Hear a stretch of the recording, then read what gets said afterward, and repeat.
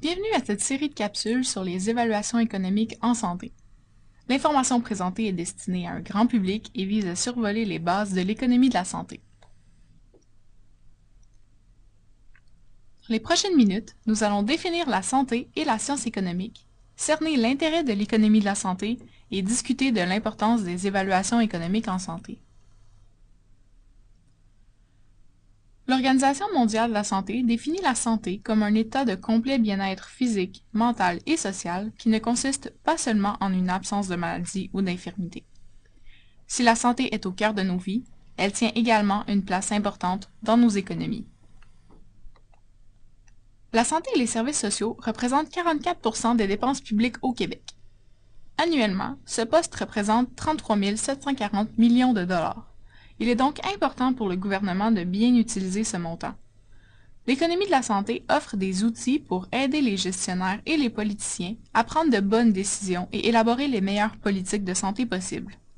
Au final, on pourrait dire que le but de l'économie de la santé est d'aider les décideurs à dépenser le plus efficacement possible ce budget massif. Décortiquons un peu plus la distribution des postes budgétaires en santé au Québec en 2015. Nous constatons que les trois principales dépenses du réseau sont les hôpitaux, les médecins et professionnels de la santé et les médicaments. Ces trois seuls postes expliquent près de 70% des dépenses de l'État en santé. Encore une fois, l'économie de la santé nous offre des outils pour évaluer ces dépenses et guider nos choix d'allocation des ressources. Quelle est la pertinence de la science économique? Tout le monde, que ce soit les individus, les entreprises, les gouvernements, ont des besoins infinis. Certains diront qu'on peut se contenter de peu de biens matériels, mais une société ne cessera jamais de demander plus de soins de santé, d'éducation ou de loisirs. Toutefois, les ressources sont limitées pour combler ces besoins. On peut parler d'argent, de temps ou de ressources humaines. De cette opposition entre besoins infinis et ressources limitées découle la rareté. Cette rareté impose de déterminer quels besoins combler en priorité et avec quelles ressources. C'est en ce sens que la science économique étudie les choix des individus aux prises avec la rareté dans le but de combler le plus de besoins possible, c'est-à-dire de maximiser le bien-être.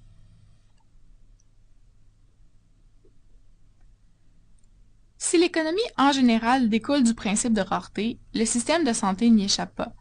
Chacun aspire à être en santé, les besoins sont grandissants à cause du vieillissement de la population et des nouveaux traitements disponibles. Malgré tout, les ressources demeurent limitées. Encore une fois, la rareté nécessite de faire des choix. Enfin, les nouveaux traitements sont de plus en plus performants, mais également de plus en plus chers.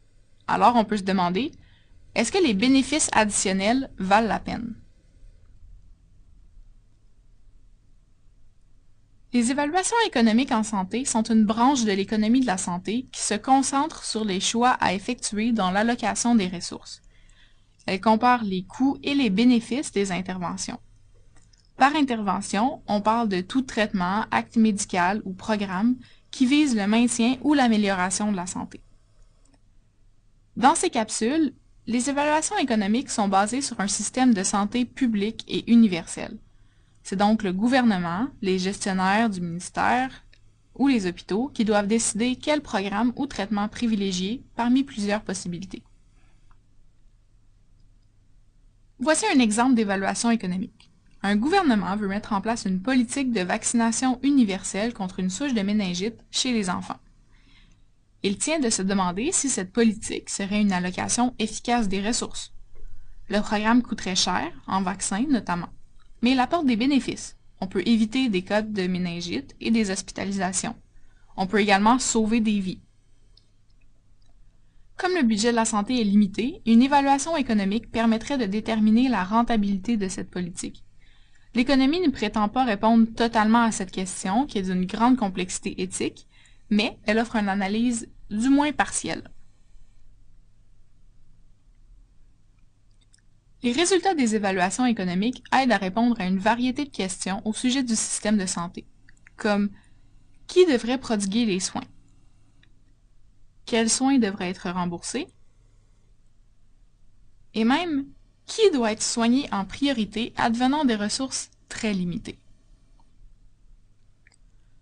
Pour résumer, l'économie étudie les choix réalisés en contexte de rareté, dans le but de maximiser le bien-être des individus et de la société. L'économie de la santé naît elle aussi de la rareté, dans l'offre et la demande de soins de santé.